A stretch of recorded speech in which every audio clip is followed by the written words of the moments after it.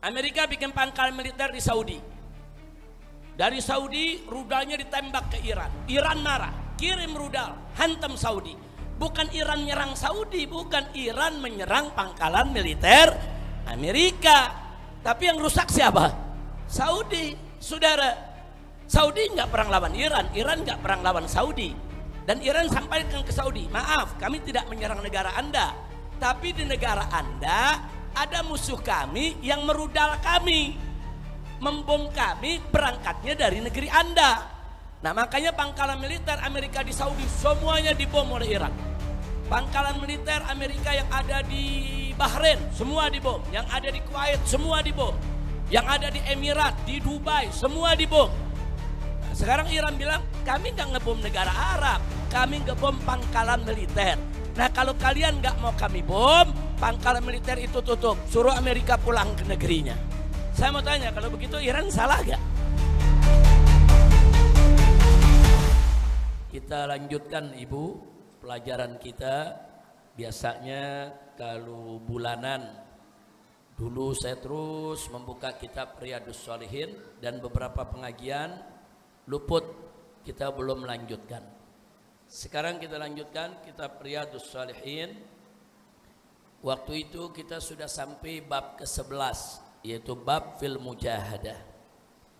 Nah, di dalam bab mujahadah ini ada kumpulan beberapa hadis yang perlu kita pelajari, dan yang sudah kita pelajari hadis ke-100 sudah, ke-101 sudah, 102 sudah, 103 sudah. Terakhir yang 104 yang kemarin kita bahas tentang apa yang dilakukan oleh Nabi alaihi salatu wassalam di 10 malam terakhir bulan Ramadan. Nah, itu sudah. Nah, sekarang kita masuk hadis ke-105.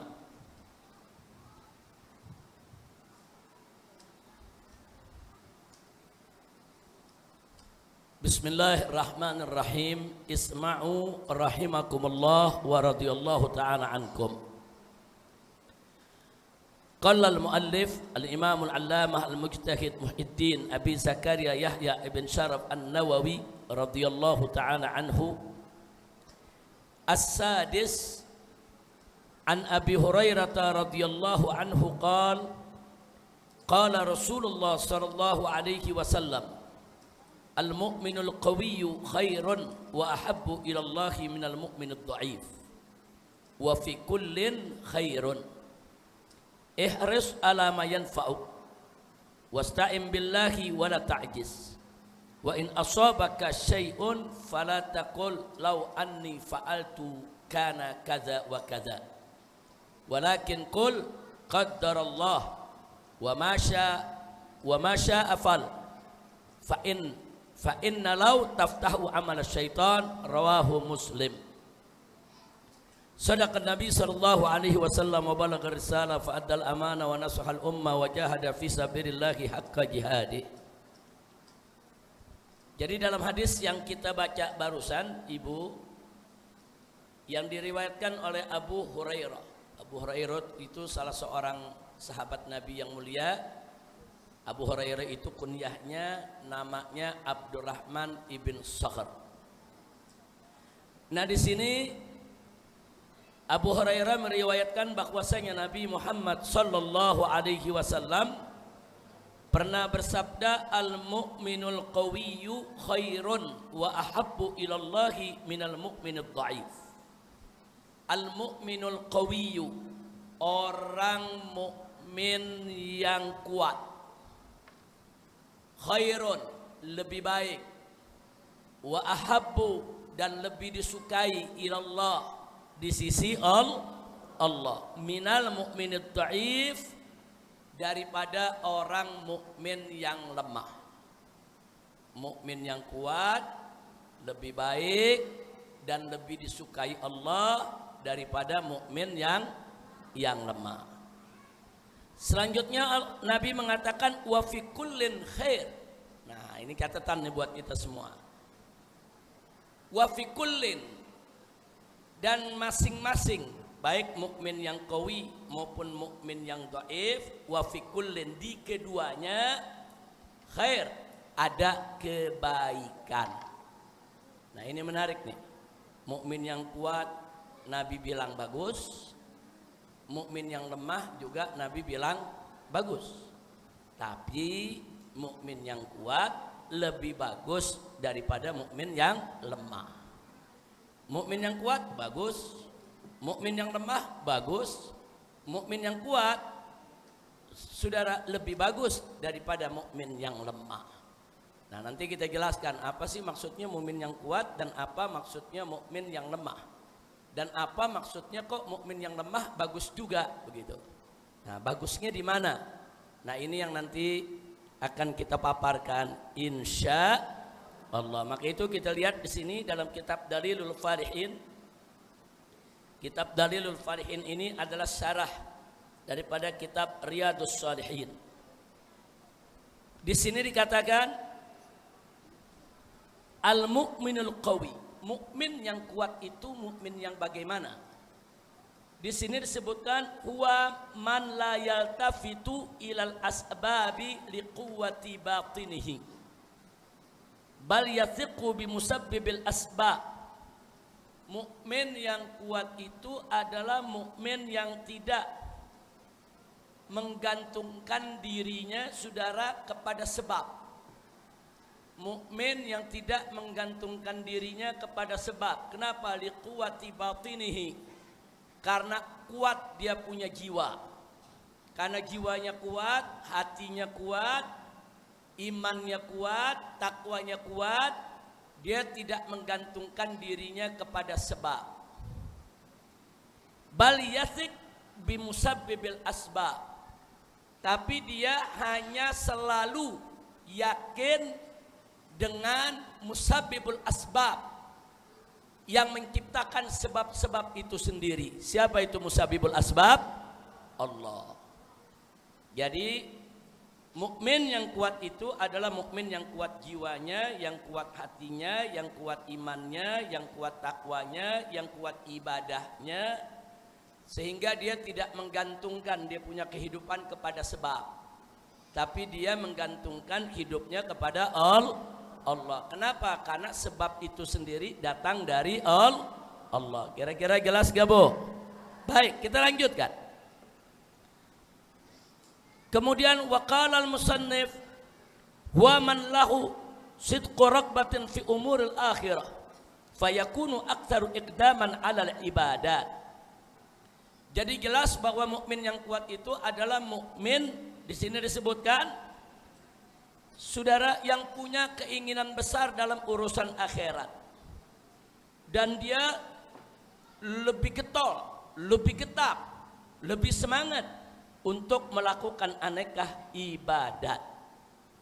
Kemudian dilanjutkan lagi, ada juga ulama mengatakan waqila al-mu'minul qawi man sabara ala mujalasatin nas wa tahammuli adahum wa 'allamahumul khaira wal irsyad.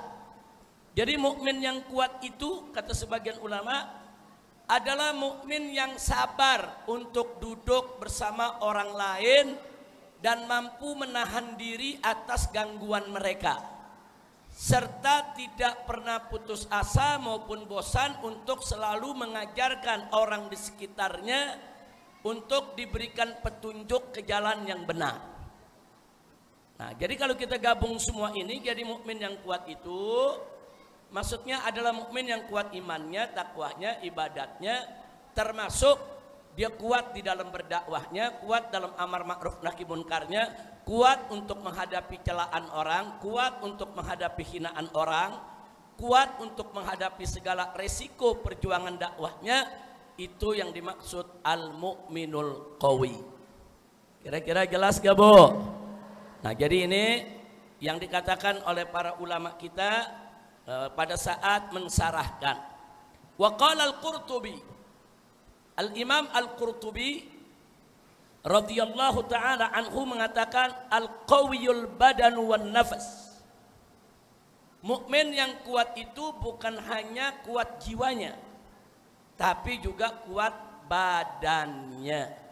Jadi jiwanya kuat untuk ibadah, badannya juga kuat untuk melakukan ibadah. Karena berapa banyak mukmin imannya kuat, saudara, ibadahnya kuat, tapi badannya udah nggak kuat. Mungkin karena faktor umur, faktor penyakit, dan lain sebagainya.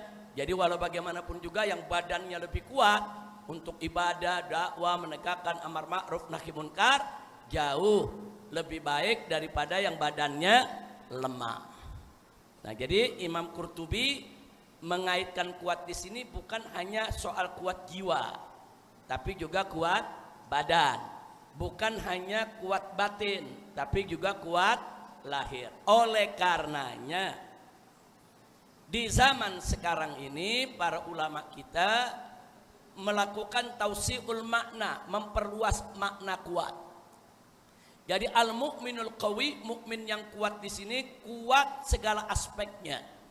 Kuat jiwanya, kuat badannya, kuat lahirnya, zohirnya, kuat batinnya.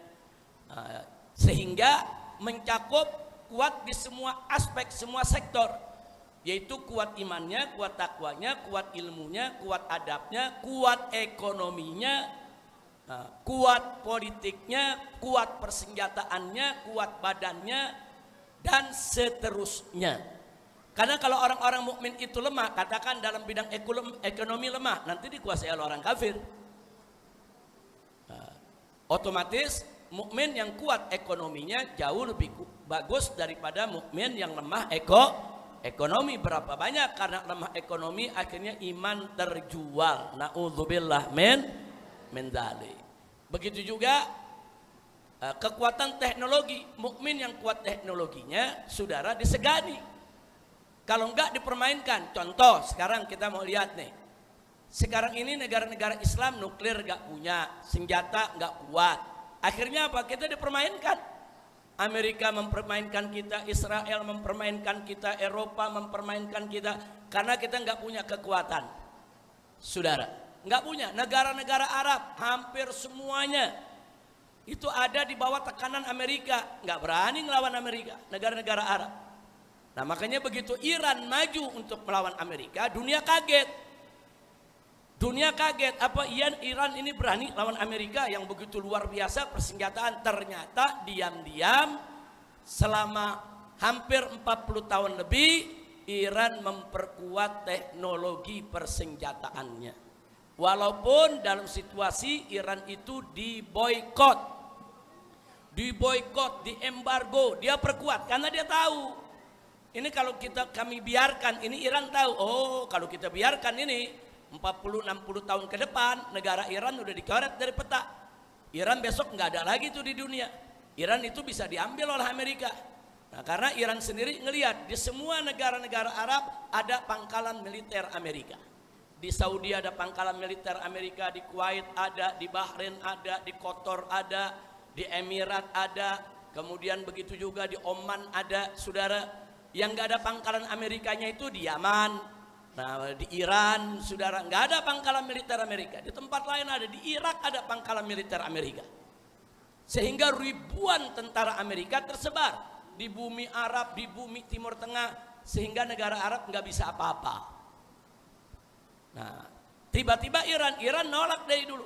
Amerika nggak boleh bikin pangkalan militer di negeri mereka, makanya Iran diembargo ekonomi, diembargo persenjataan, diembargo politik, sehingga Iran berpikir kalau begitu kami harus memperkuat diri. Kalau tidak memperkuat diri akan dihabisi. Nah, begitu Iran punya senjata, dia bisa melawan saat ini, nggak jatuh.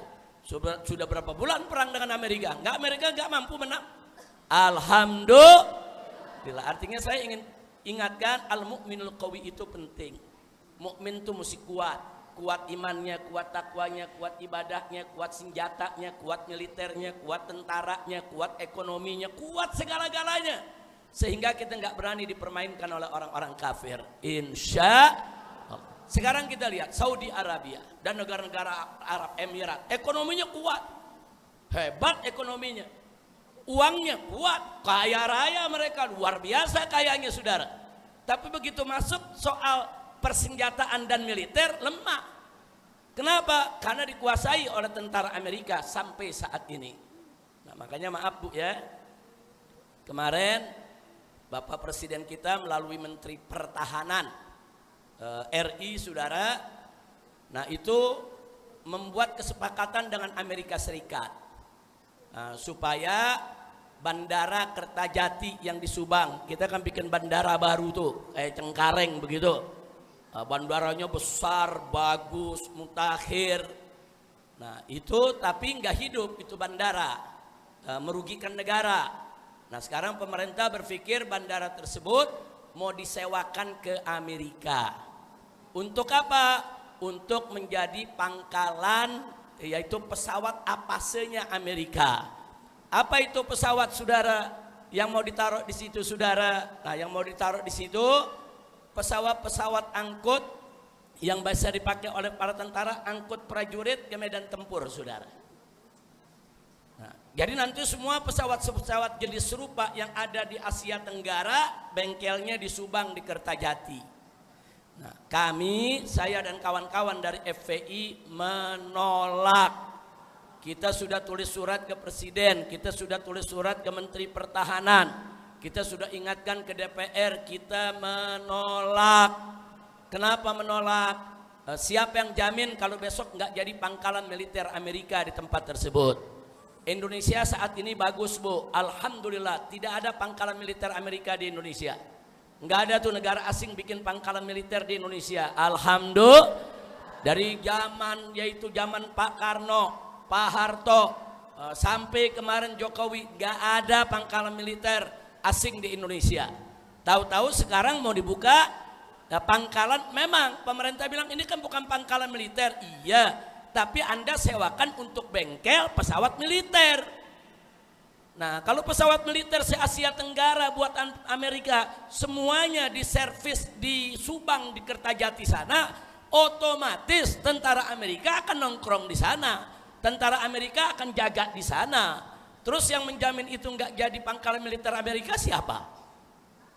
Nah, terus ada bilang, emang kenapa sih, Beb? Sekedar pangkalan militer, kan dia nggak ngejajah. Bu, pangkalan militer itu bahaya, Bu.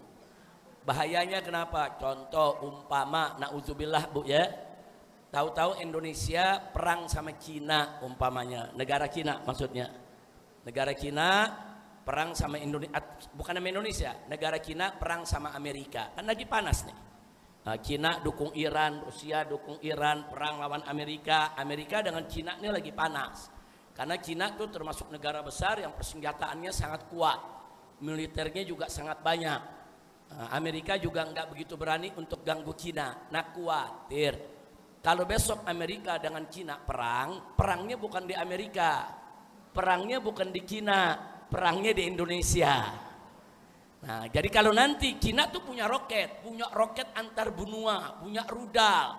Nah, kalau Cina marah, dia lihat, oh pangkalan militernya ada di Subang, dia kirim rudal ke Subang, hancur lebur, diratakan itu Subang. Subang itu nggak jauh dari Jakarta. Nah, dari Jakarta cuma berapa kilo? 60, 65, 70, 100-an, nggak sampai 120 udah pada larang. 120 kilo itu pintu tol Padalarang, Bandung. Subang kan kemariannya. Nah, jadi Subang tuh nggak jauh dari Jakarta. Nah, kalau tuh rudal masuk ke Jakarta gimana, Bu?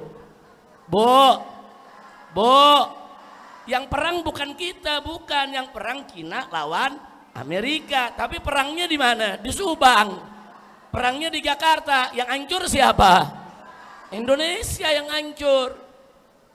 Indonesia insya Allah enggak, Indonesia enggak bakal perang lawan Amerika, Indonesia enggak bakal perang lawan Cina, enggak. Indonesia insya Allah akan selalu aman. Nah, tapi jangan mau juga negeri kita dijadikan medan perang. Contoh, ini bukti, Bu. Amerika bikin pangkalan militer di Saudi. Dari Saudi rudalnya ditembak ke Iran. Iran marah, kirim rudal, hantam Saudi. Bukan Iran nyerang Saudi, bukan, Iran menyerang pangkalan militer Amerika. Tapi yang rusak siapa? Saudi, saudara. Saudi nggak perang lawan Iran, Iran nggak perang lawan Saudi. Dan Iran sampaikan ke Saudi, maaf, kami tidak menyerang negara Anda, tapi di negara Anda ada musuh kami yang merudal kami, membom kami, berangkatnya dari negeri Anda. Nah, makanya pangkalan militer Amerika di Saudi semuanya dibom oleh Iran. Pangkalan militer Amerika yang ada di Bahrain semua dibom, yang ada di Kuwait semua dibom, yang ada di Emirat, di Dubai, semua dibom. Nah, sekarang Iran bilang, kami nggak ngebom negara Arab, kami ngebom pangkalan militer. Nah, kalau kalian nggak mau kami bom, pangkalan militer itu tutup, suruh Amerika pulang ke negerinya. Saya mau tanya, kalau begitu Iran salah gak? Nah, sekarang saya mau tanya, kalau besok Amerika perang sama Cina, terus Cina nyerbu pangkalan Amerika yang ada di Subang, terus kita mau salahin Cina? Nggak bisa. Yang salah kita. Siapa suruh tuh tentara Amerika bercokol di Indonesia? Kira-kira jelas gak, Bu?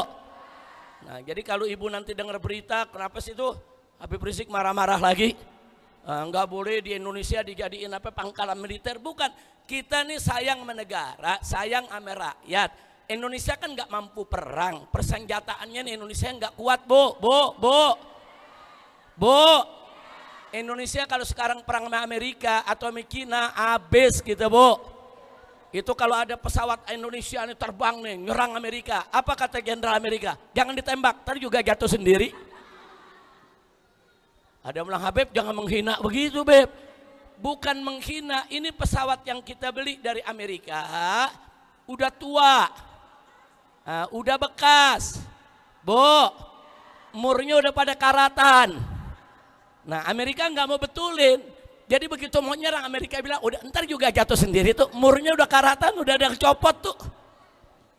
Kacau gak, Bu? Iran punya drone, mampu bawa bom, itu bisa 1 ton, 1000 kilo. Indonesia punya drone, hanya mampu bawa 10 kilo. Bu, mau menang kita kalau begitu. Indonesia punya kapal selam 4, Bu. Yang 1 tenggelam nggak nimbul-nimbul, udah rusak. Saudara, tinggal 3. Ini yang 3 sekarang ini nyelam, saudara, nimbulnya susah banget. Astagfirullah. Makanya ngeri. Saya kalau ngeliat begitu ngeri. Waduh, ini Indonesia kalau perang lawan Australia, perang lawan Cina, perang lawan Amerika, hancur kita. Saya nggak merendahkan kekuatan tentara kita. Kalau perang di hutan kita kuat. TNI kita nih, ABRI kita jangan main-main, Bu. Ini tentara kita nih, ABRI ini terlatih di hutan. Kalau perang di hutan kuat, kita bisa menang. Mau lawan Amerika, mau lawan Cina, kita bisa menang. Tapi kalau di udara, ya tiarap aja deh, Bu. Kalau Iran dilawan di udara, dia punya drone bawa bom, dia hantemin kapal induk Amerika, kapal-kapal pesawat tempur Amerika, gedung-gedungnya dia hancurkan. Nah, maka itu saya mau tanya, berarti persenjataan kuat perlu tidak? Perlu tidak? Jadi mukmin yang kuat itu harus tidak? Dan memang mukmin yang kuat lebih baik daripada yang lemah. Mudah-mudahan Indonesia nggak akan jadi medan perang. Amin. Maka itu kita minta kepada Menteri Pertahanan, juga kepada Presiden RI, jangan disewakan kepada tentara Amerika. Jangan, nggak boleh. Kalau gedung ekonomi negara-negara mau sewa silakan, Cina, Amerika, Eropa, Arab. Buka kantor di Tamrin, buka kantor, itu kan kantor-kantor ekonomi. Tapi kalau tentara Amerika jangan dikasih tempat di bumi Indonesia. Bu, jelas, Bu? Ada orang Subang di sini, ada orang Subang. Ini orang Subang, Kertajati deket, Bu. Hati-hati di rudal, Bu, ya. Masya Allah, mudah-mudahan Allah selamatin kita, amin. Dan memang Pak, Bu, negara Cina sudah protes. Kemarin ini negara Cina menyampaikan protes ke Indonesia. Jadi negara Cina bilang, kami tidak setuju Anda mengizinkan Kertajati itu disewakan untuk pesawat-pesawat tempur Amerika. Karena menurut Cina itu mengganggu situasi keamanan regional. Jadi Cina bilang, Cina, Malaysia, Brunei, Singapura, Indonesia, kita sama-sama wajib untuk menjaga keamanan regional. Khususnya keamanan di Laut Cina Selatan atau di Natuna sebelah atas. Nah, kita jaga sama-sama, jangan libatkan Amerika. Jadi Cina udah menolak itu, Bu. Cina sudah menolak. Nah, kalau Cina sudah menolak, Indonesia jangan bandel terus maju. Jangan kasih tentara Amerika masuk ke Indonesia, karena bisa membahayakan kita. Mudah-mudahan Allah perkuat kita semua. Amin.